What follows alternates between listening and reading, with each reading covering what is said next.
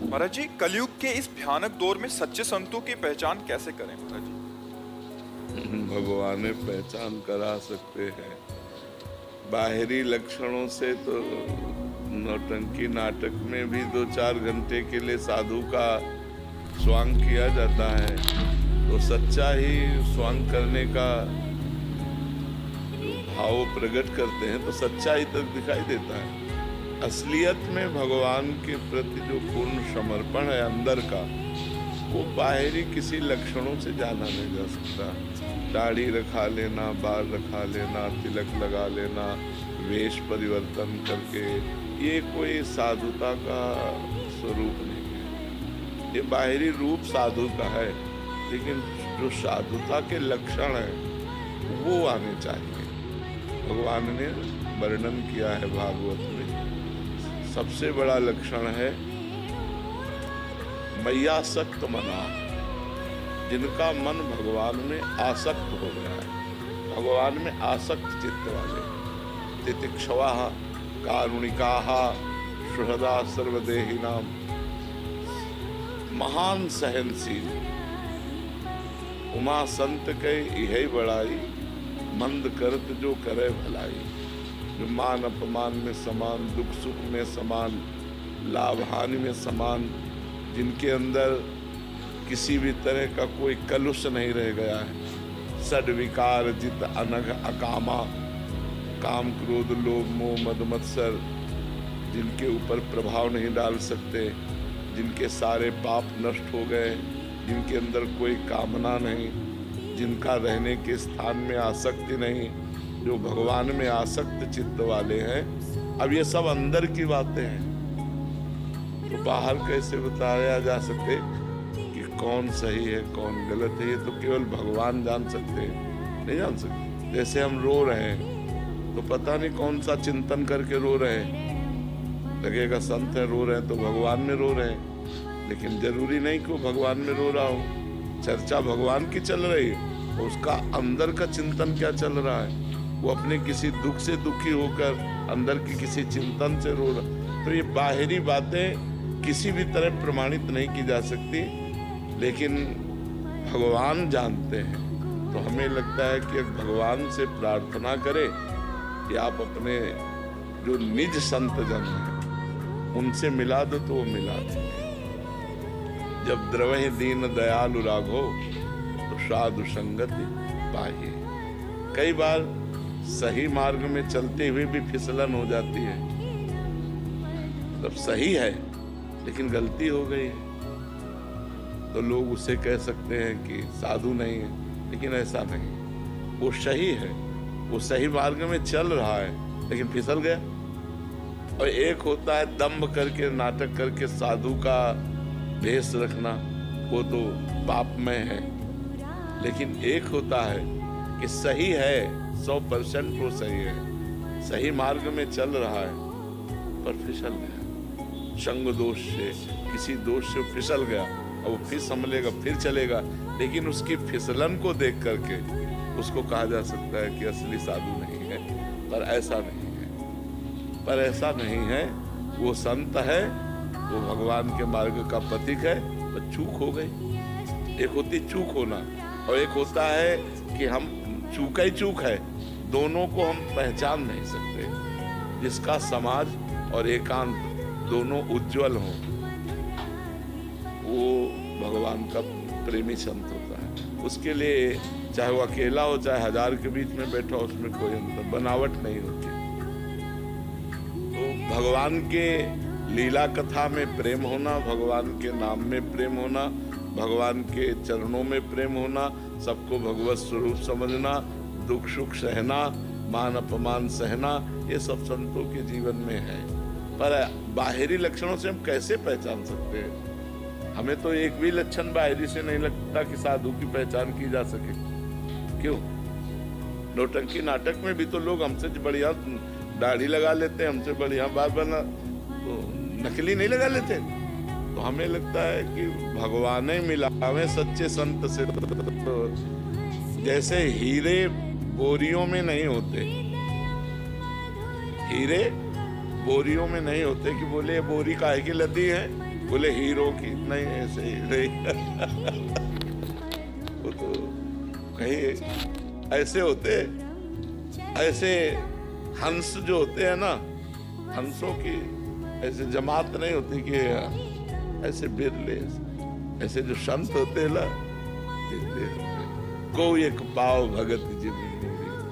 हो सकता है कोई संसार का आदमी उसे न जानता हो कि ये संत है और वो संत हो सकता है बहुत लोग जानते हो वो संत ना हो। दोनों बातें हो सकती है।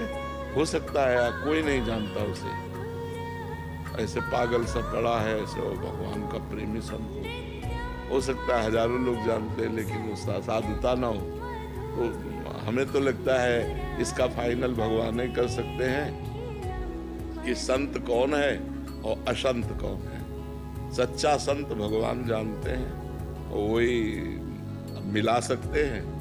बिनु हरि कृपा मिले नहीं संता, बिना भगवान की कृपा के संतों को मिलन नहीं होता। और हमें तो समझ में नहीं आ रहा कि कैसे पहचाना जा सके।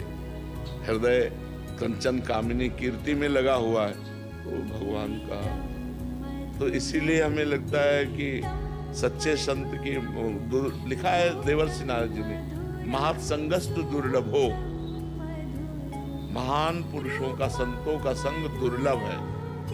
महासंगस्तु दुर्लभो अगम्यो, उनको पहचानना कठिन है। अमोघस्य, अगर मिल गए तो निश्चित भगवत प्राप्ति हो जाएगी। अगर ऐसे संत मिल गए तो निश्चित भगवत। अमोघस्य, उनका मिलना व्यर्थ नहीं जाएगा। अब देखो महान संत हैं जड़ भरत जी, और रघुगण बड़ा विद्वान है और कपिल भगवान से सत्संग करने जा रहा है। एक पालकी का कहार बीमार हुआ तो बोले पकड़ लाओ, तो उन्हीं को पकड़ लाए। अब मलिन वेश है तो ये समझ में ना लाल है ना पीला है ना, तो समझ में नहीं आया कि ये संत है, क्योंकि बाहरी कोई चिन्ह नहीं था और उच्च कोटि की अवस्था थी। ज्ञान की भूमिकाओं में विचरण करने वाले महापुरुष, निरंतर आत्म स्वरूप में स्थित जड़ भरत जी महाराज पालकी में जोत दिया कि नहीं जोत दिया। सत्संगी पुरुष है रघुगण, कपिल भगवान से सत्संग करता है, वहीं जा रहा था कपिल भगवान से सत्संग करने। सत्संगी पुरुष संत को नहीं पहचान पाया। क्यों? एक मलिन कपड़ा धारण किए और कुछ है नहीं, न दंड है, न कमंडल है, न चिन्ह है, न कोई कंठी है, न कोई माला है, और अध्यात्म की इतनी ऊंची ऊंचाई पर विराजमान है कि उनका चरित्र भागवत में है, लेकिन वो नहीं जान पाए। पालकी में जोत दिया उनको। तो भगवान ही परिचय बतावे और जो ही बोले वाणी खुली, जो ही वो सत्संगी था। अरे तुम इतने बड़े महापुरुष चरणों में लौट गया। महाराज में समझ नहीं पाया। आप जैसे अवधूतों को समझ पाना बड़ा कठिन। आप भगवान दत्तात्रेय हैं या आप भगवान कपिल देव हैं, आप कौन हैं? तो उन्होंने बताया कि मैं राजर्षि भरत था, मृग के मोह में फंसा, अगला जन्म मृग का हुआ, अब इस जन्म में जड़ भरत के रूप में। तो संतों को पहचानना अभी हमारी जो मति कह रही है कि केवल भगवान ही जान सकते हैं असलियत में। जैसे राजस्व यज्ञ था, तो राजस्व यज्ञ में था कि जब एक अकिंचन महाभागवत प्रसाद पा जाएगा तो आपकी यज्ञ पूर्ण मानी जाएगी और ये शंखनाद अपने आप होगा। सब कोई पा गया, ब्रह्मा शंकर सब आए हुए, लेकिन शंख नहीं बजा। तभी युधिष्ठिर जी ने पूछा कि यज्ञ में त्रिभुवन के बड़े बड़े सब ऋषि मुनि महात्मा पा चुके, शंख क्यों? बोले अभी अकिंचन, अकिंचन माने भगवान के सिवा जिसके पास कुछ नहीं है, और दैन्य जिसको ये भी अनुभव नहीं कि मैं भगत हूं, जिसको ये भी भान नहीं कि मैं भक्त हूं, और महान भक्त है और भगवान के सिवा उसके पास कुछ है नहीं। भगवान ने कहा कि अभी अकिंचन भक्त ने नहीं पाया। अकिंचन भक्त कहाँ मिलेगा प्रभु ऐसा त्रिभुवन में? बोले आपके ही नगर में रहता है और आपके पास रोज आता है। बोले प्रभु ऐसा भक्त और हम जान नहीं पाए? बोले हाँ, स्वपच वाल्मीकि रोज डलिया लेके जूठे दोना पत्थर उठा, जाओ उनके घर और निमंत्रण दे और वो प्रसाद पावे तो शंख बजे। तो जब उनके घर गए तो रो रो कर भगवान के चिंतन में बैठे हुए थे। जब भीम और अर्जुन ने देखा कि अरे ये दलिया लेकर के जाते हैं बाहर, जूठा दोना पत्तल उठाते हैं, तब वो स्वरूप और एकांत में भगवान की छवि, और भगवान से गए साष्टांग दंडवत किया अर्जुन और भीम। अरे वो बोले मालिक हम आपकी जूठन खाने वाले, आप हमें प्रणाम कर रहे हो, मालिक आप। तो बोले भगवान ने निमंत्रण के लिए भेजा है। तो गुस्सा हो गए भगवान पे कि आप जो है, हम छुप कर आपका भजन कर रहे थे तो आप प्रकाशित, ये राजा लोग प्रणाम करेंगे, संसार में हमारा यश हो, फिर भजन हम कर पाएंगे भगवान से, पर आप जो करना चाहते हैं उसे रोक कौन सकता है। तो बोले महाराज निमंत्रण है आपका। बोले हम तो रोज जूठन पाते हैं आपकी, जो दोना पत्तलों में फेंकी जाती है रोज पाते। बोले नहीं, निमंत्रण भगवान ने कहा है।